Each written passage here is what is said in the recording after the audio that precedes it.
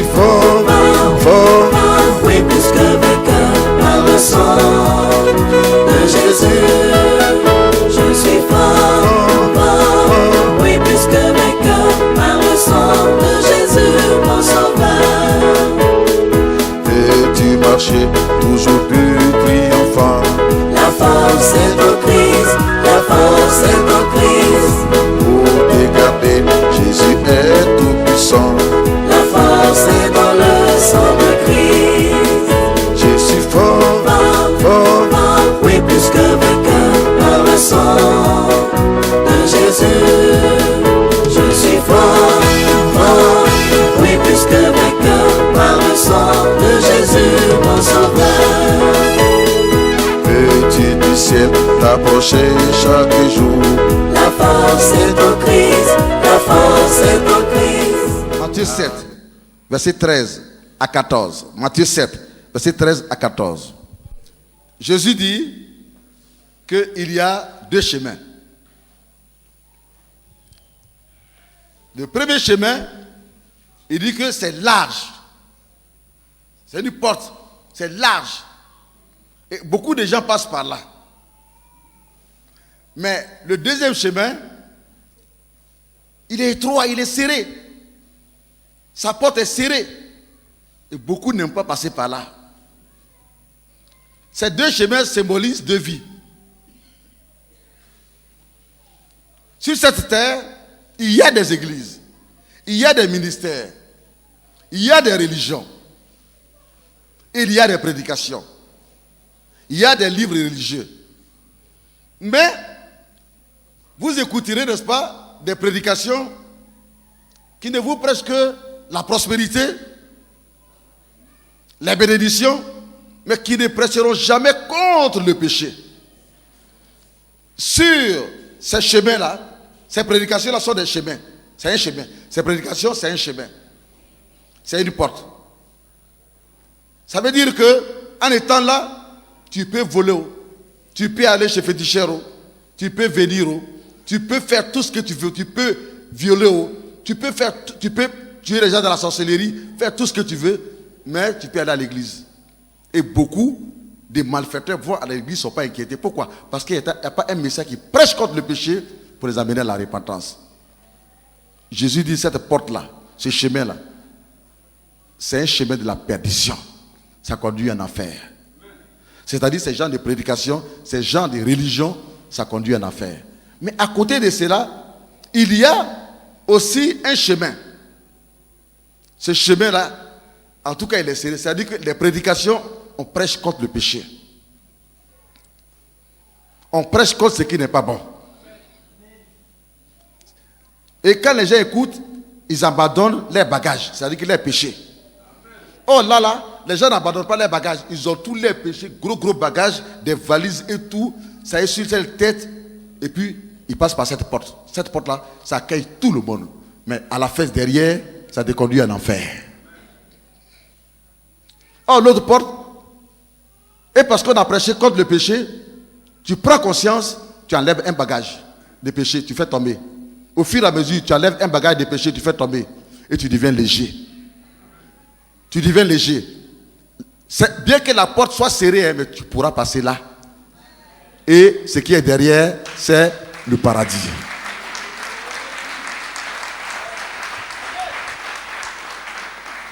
Tant que tu n'as pas abandonné la colère, la prostitution, l'adultère, l'impudicité, les faux coups, l'escroquerie, le vol, les jalousies et tous ces péchés en rapport avec des œuvres charnelles. Tu n'as pas abandonné la sorcellerie. Tu n'as pas arrêté d'aller toujours chez les féticheurs et les marabouts. Bien-aimé, il te sera difficile de passer par la porte étroite, celle qui conduit au paradis. Parce que quand tu vas arriver là, avec tous ces bagages-là, il n'y a pas de place. Même pour un seul bagage. La plus forte raison, toi. Il faut d'abord être déchargé. Et ce déchargement, on appelle cela passer par la repentance. Il y a beaucoup d'églises, beaucoup de ministères, beaucoup de chemins, mais il n'y a qu'un seul chemin qui conduit à Jésus, c'est le chemin de la croix. Le chemin de la croix. Ça conduit à Jésus. Et quand tu as Jésus, tu as quoi? La vie éternelle. C'est-à-dire que le paradis est en toi. C'est là qu'on peut encore acclamer le Seigneur. Donc la vie, c'est un choix. Tu peux choisir de devenir mauvais. Monsieur, ça c'est ton problème. C'est un choix que tu as fait. Mais si tu choisis de devenir bon, tu n'as pas besoin d'aller chez un marabout. Ce choix va créer en toi la détermination. Tu défieras tous les obstacles. La souffrance vient au-devant de toi, tu défies cela.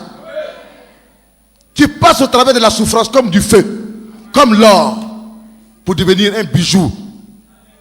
Demain, dans le futur, dans une cabine.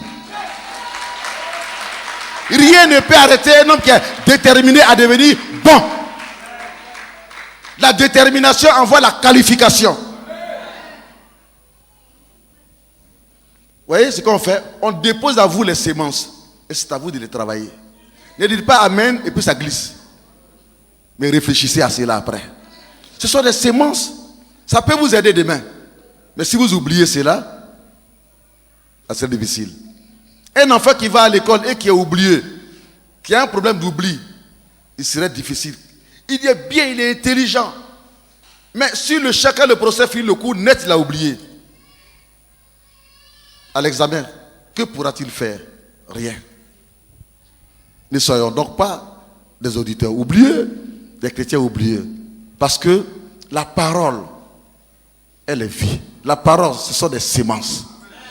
Et si on s'en tient à cela, et qu'on veut marcher selon cela, les gens ne nous reconnaîtront pas. On sera toujours de nouvelles personnes. C'est vrai, peut-être qu'on a le même visage toujours, hein? On a le même physique toujours. Mais notre manière de faire change. Allez-y comprendre. Pourquoi quelqu'un, quand il va en France, il est en Côte d'Ivoire, on est tous la même chose. Mais quand il va en France, il suffit seulement de 1 an. Et quand il revient, c'est la même personne, vous voyez le visage, c'est le même visage. Mais dans tout son comportement, il est nouveau. Il est rempli de changements, de nouvelles choses, il est rempli de trop de choses. Plus que celui qui allait à l'université. Pourtant, lui n'est pas allé à l'université, mais le fait d'aller 1 an seulement dans ce pays-là, il devient nouveau. Pourquoi? Parce que c'est un autre niveau de vie. On dit Amen. On dit Amen. Si quelqu'un, par exemple, il est parti, ça fait 5 ans, qu'il revient par exemple ici, et qu'il est là, toujours la même chose, dans le même comportement, même agissement, même chose. Bien aimé, c'est un choix qu'il a fait. Et ce choix-là, ça déterminera son quoi? Ça déterminera son futur et son avenir.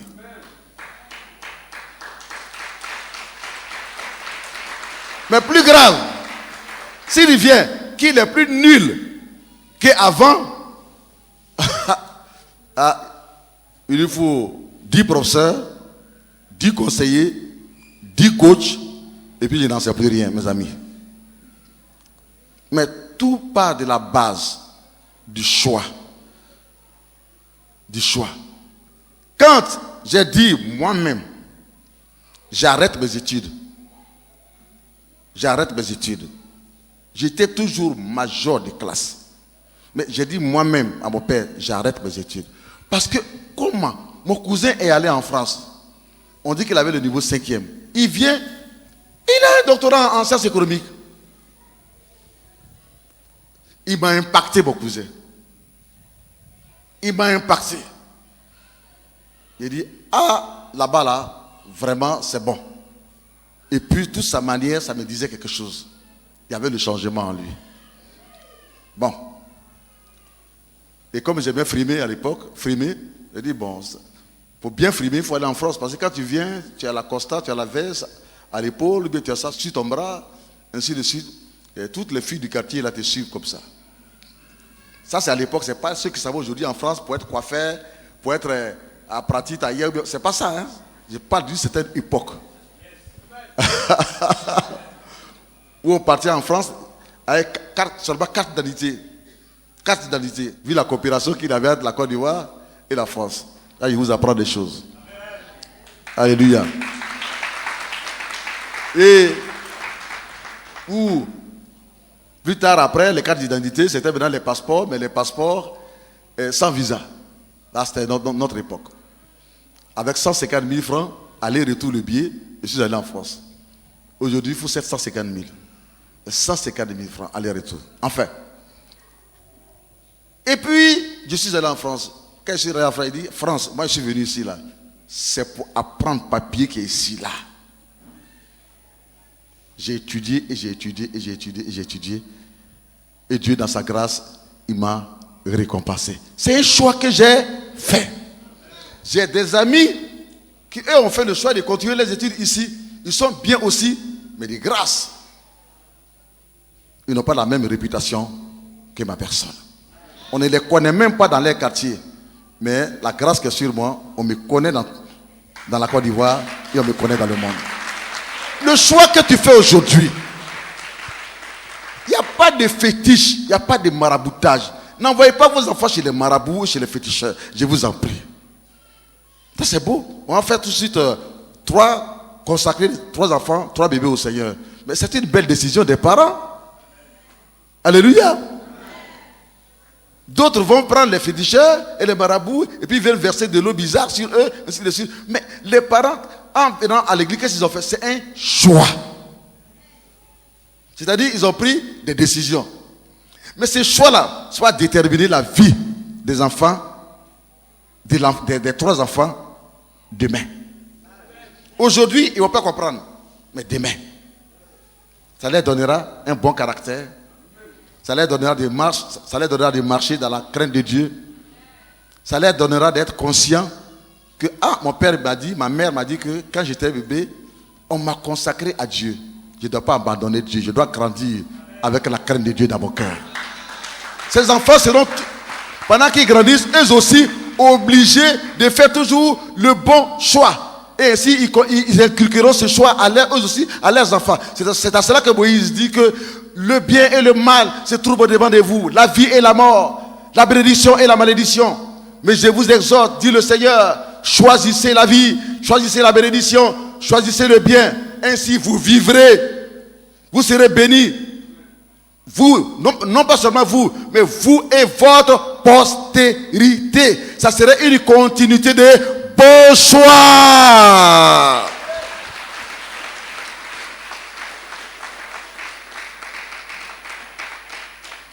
Alléluia. C'est le bon choix qui nous conduit au ciel. Nous sommes sur la terre, mais c'est le bon choix qui nous conduit au ciel. C'est le mauvais choix aussi qui peut te conduire aussi en enfer. Nous sommes devant un choix. Quand bien même on est à l'église, alors choisissons de marcher selon la parole de Dieu. Choisissons d'obéir. Et ainsi, le choix que nous avons fait déterminera notre futur. La qualité de votre choix déterminera la qualité de votre vie.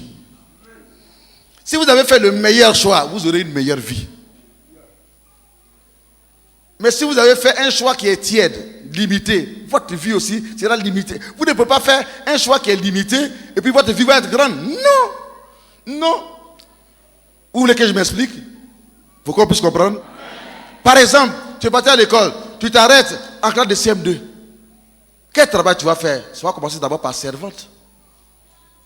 Tu vas commencer d'abord par vigile, boy. Pourquoi? Ta vie est limitée, ton avenir, ton futur est limité à cause de quoi? À cause de ce que dans ton présent, tu as limité tes études. C'est un choix que tu as fait. Mais si tu fais le choix d'aller jusqu'à l'université, le travail qu'on va te proposer ici, et le salaire qu'on va te proposer, ça va aller près d'1 million ou bien plus d'1 million à cause de ce que tu es un cadre, disons un directeur dans ce travail-là. Pourquoi c'est ici? Ça dépend ça veut dire que le choix que tu as fait est de qualité. Est de qualité. Tu as choisi d'aller plus loin dans les études. Je me fais comprendre? Je me fais comprendre. J'ai pris que ce soit vraiment compris par nous tous. Amen. Amen. Lorsque vos choix sont bons, vos résultats seront bons et vos résultats aussi seront glorieux. Quand tu vas aller à l'examen, si tu achètes un bic là, ça écrit, et puis 5 minutes après, ça n'écrit plus. Tu tapes ça sur ton bras, pendant que l'examinateur, l'examinateur qui fait l'examen, il continue, les autres écrivent. Mais c'est ton problème. Quel est ton problème? Le problème, c'est que à l'examen, même si tu n'avais pas un bon bic avant, comme c'est l'examen, il faut faire le bon choix de choisir un bic, d'acheter un bic de qualité. Maintenant, si tu as choisi un bic qui n'est pas de bonne qualité, c'est un choix que tu as fait. Ça t'abandonne en cours de route. Et comme ça n'écrit pas, 5 minutes, après 5 minutes ça n'écrit pas, après 5 minutes ça n'écrit pas, ça t'enlève toute l'inspiration, ça enlève même la connaissance. Et puis tu fais tout, tu as embrouillé. Si tu n'es pas réussi à ton examen, c'est pas la faute à quelqu'un. Tout dépend du choix. Et tu veux, c'est pas seulement le mariage, c'est pas seulement le travail, mais dans tout et dans tout et dans tout, même pour mettre enfant au monde. C'est pas parce que tu t'es marié net, en même temps il faut mettre enfant au monde. Non. Tu t'assois, tu parles avec ta femme. Est-ce que pour l'instant on a les moyens? Parce qu'il faut que l'enfant naisse. Quand il va naître là, il faut qu'il ait quand même tout avec lui pour ne pas qu'il envie les enfants des autres. C'est un choix. On s'assoit et on parle. Pour faire des projets, pour prendre des décisions. On ne fait pas les choses à la hâte. Nous sommes tous devant des choix, s'il vous plaît. Mais vous fatiguez trop les pasteurs. Vous fatiguez trop les pasteurs. Vous n'êtes pas prêts à faire de bons choix. À faire travailler votre intelligence. Vous faites des mauvais choix, des mauvais calculs, des mauvais choix. Vous empruntez volontairement de mauvais chemins. Et quand les conséquences viennent, immédiatement, vous courez. Non, assumez.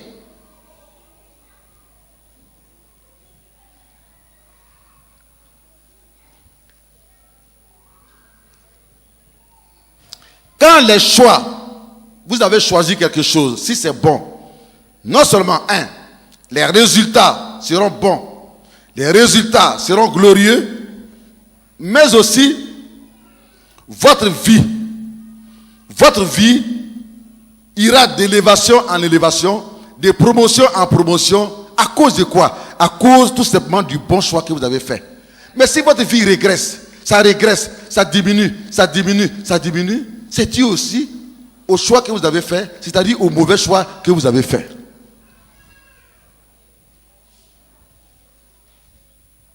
Oui, je n'ai pas la paix dans ces foyers-là. Depuis que je suis dans ces foyers, ça ne va pas. C'est comme si, c'est comme ça.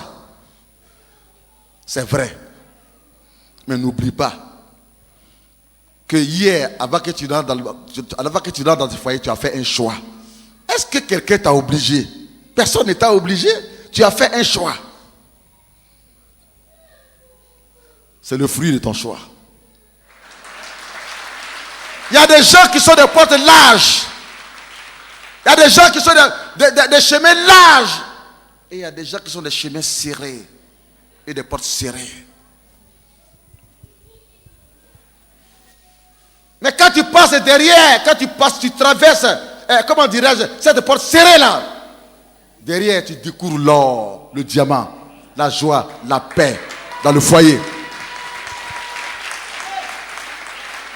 Mais l'autre là, physiquement, il est bien, mais quand tu traverses, tu arrives maintenant dans le foyer.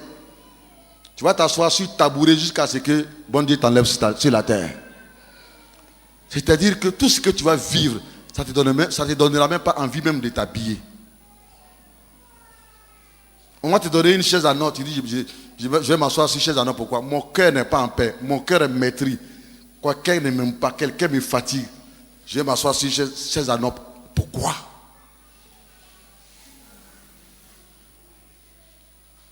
Vous pouvez voir un chemin. Mais faites attention. Priez pour que Dieu vous dise où ça vous conduit. Ce n'est pas tous les chemins qu'on emprunte, s'il vous plaît. Il y a des chemins qui conduisent dans des trous, dans des ravins. Et il y a des chemins qui conduisent au sommet.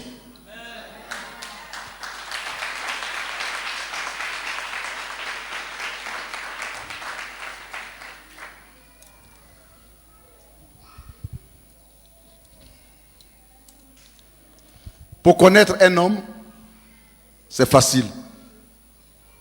Moi, pour connaître un homme chez moi, c'est très facile. Vous voulez que je vous dise le secret? Pour connaître un homme ou bien pour connaître une femme, il faut tout simplement parler avec lui. Sortir ensemble.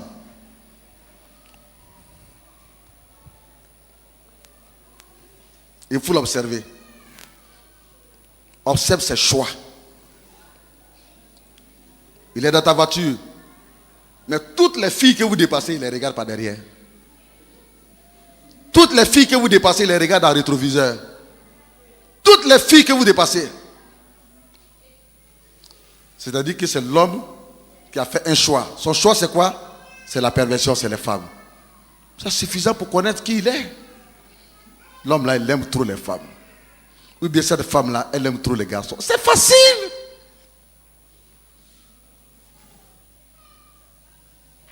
C'est facile.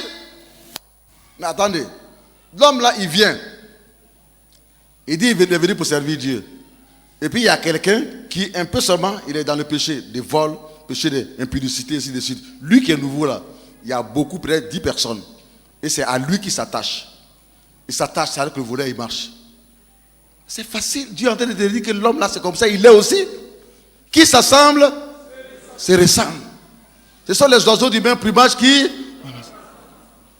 Si c'était un impudique ou un adultérien, parmi tous ceux qui prient, qui vivent une vie de sainteté, parmi les stagiaires que vous avez là, il ne marchera pas avec eux. C'est celui-là qui est pourri, c'est avec lui qu'il marchera, ils s'entendront bien. Pourquoi? Parce que entre les deux personnes ne peut dire à son ami que ce que tu fais, ce n'est pas bon.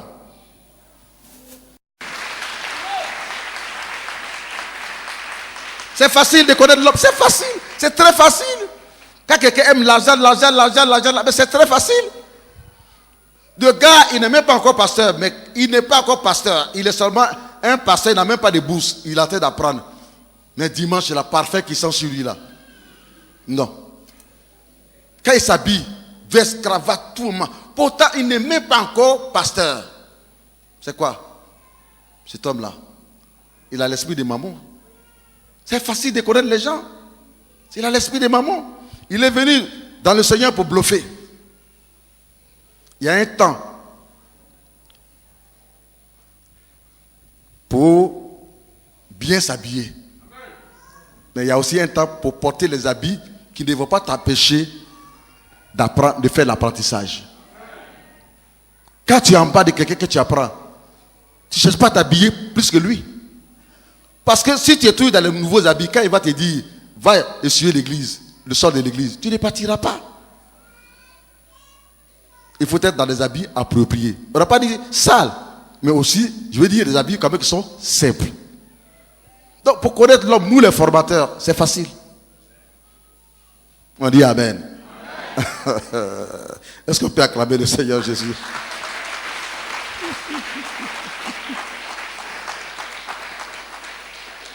En conclusion,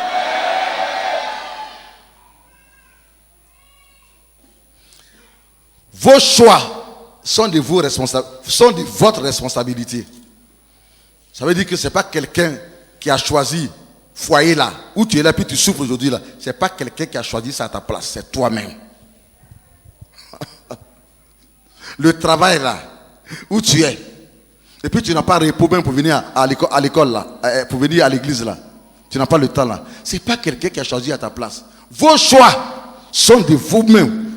Vous-même là, vos responsabilités, votre responsabilité. Laissez le bon Dieu tranquille. Parce que beaucoup se plaignent, ils vont jusqu'à dire, bon Dieu, pourquoi tu m'as donné un travail comme cela? Pourquoi tu m'as donné une femme comme ça? Non. Tu n'as pas bien interrogé Dieu en priant. Tu l'as fait de la précipitation. En réalité, tu avais déjà fait ton choix. Et puis tu viens maintenant dire à Dieu que Dieu montre-moi ta volonté. Est-ce que vous voyez? Mais quand c'est comme cela, mes chers amis, à la fin, vous ne pourrez accuser personne.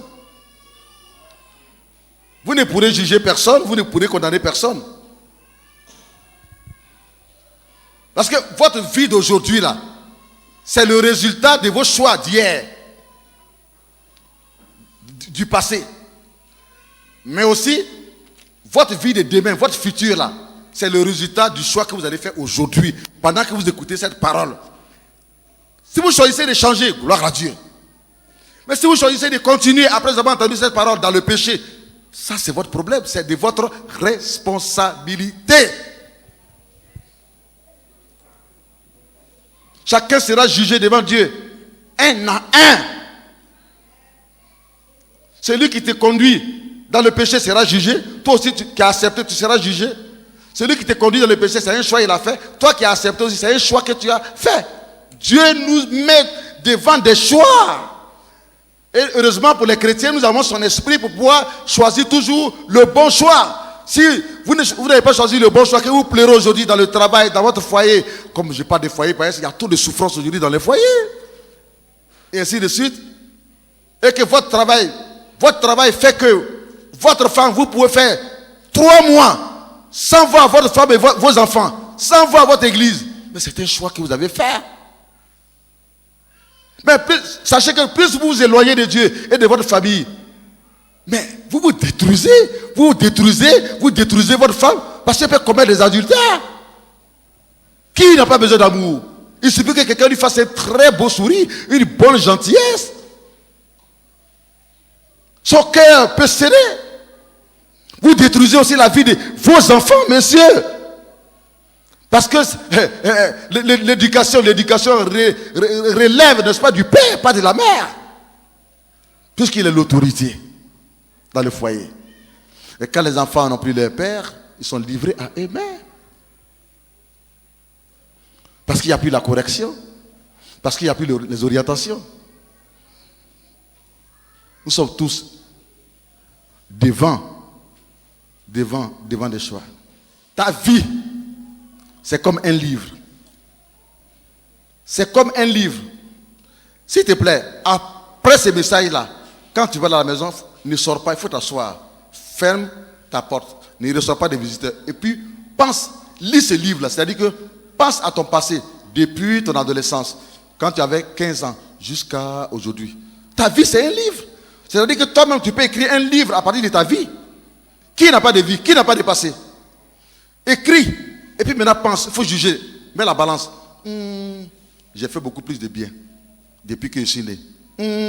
J'ai fait beaucoup plus de mal.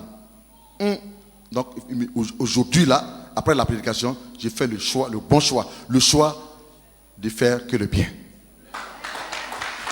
La vie, c'est un livre. Ta vie, là, c'est un livre. Mais laisse-moi te dire que c'est ta vie, c'est ce livre qui te jugera.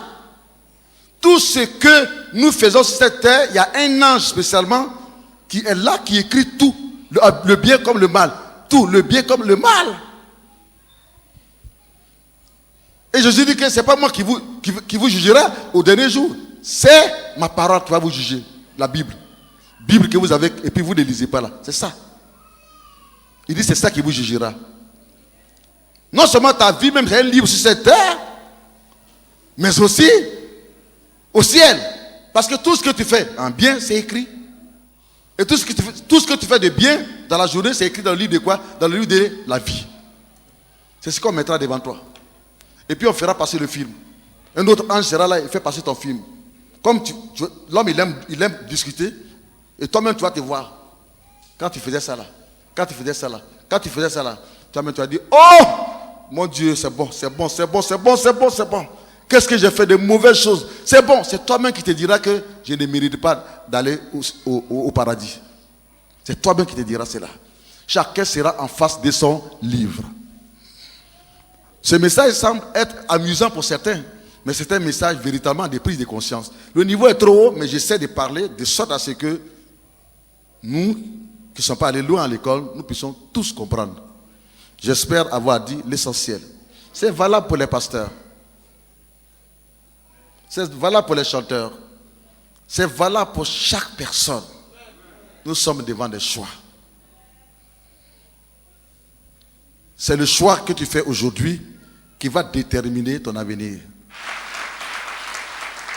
Alléluia. À la maison, c'est vrai. Tu veux peut-être quitter le foyer, quitter la maison. Il faut réfléchir 2 fois. est-ce que ces choix-là, derrière ce qui va venir, est-ce que tu pourras supporter? Le choix que nous faisons aujourd'hui va déterminer ton avenir et ton futur.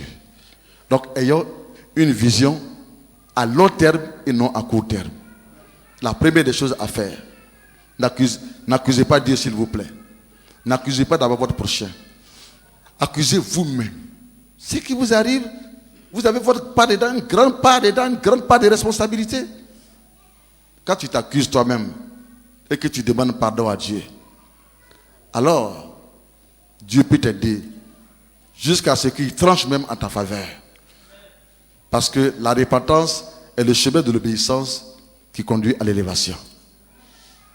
Un mauvais choix peut détruire ta vie pour toujours. Il y a des gens qui pouvaient peut-être vivre 100 ans, mais ils sont entrés dans un foyer. Un an après, ils sont morts. Un an après, ils sont morts. Il y a des foyers, dans des mariages, quand vous entrez dedans, ça ferme le ciel au-dessus de vous complètement. Mais aussi, il y a des foyers, il y a des mariages, quand vous entrez dedans, ça ouvre le ciel au-dessus de vous. Tout dépend du choix que vous avez fait dès le départ. Que votre choix soit conduit par le Saint-Esprit. C'est vrai qu'un mauvais choix peut détruire votre vie pour toujours, mais aussi un bon choix peut sauver votre vie pour toujours. Que le Seigneur bénisse sa parole. Dans le nom de Jésus. Je suis fort, fort, oui, plus que vainqueur par le sang de Jésus. Je suis fort, fort, oui, plus que vainqueur par le sang de Jésus, mon sauveur. Veux-tu marcher toujours plus triomphant? La force est en Christ, la force est en Christ. Pour te garder, Jésus est tout puissant. La force est dans le sang de Christ. Je suis fort, fort, Fort, oui, plus que vainqueur par le sang de Jésus. Je suis fort, fort, oui, plus que vainqueur par le sang de Jésus, mon sauveur. Veux-tu du ciel t'approcher chaque jour? La force est en Christ, la force est en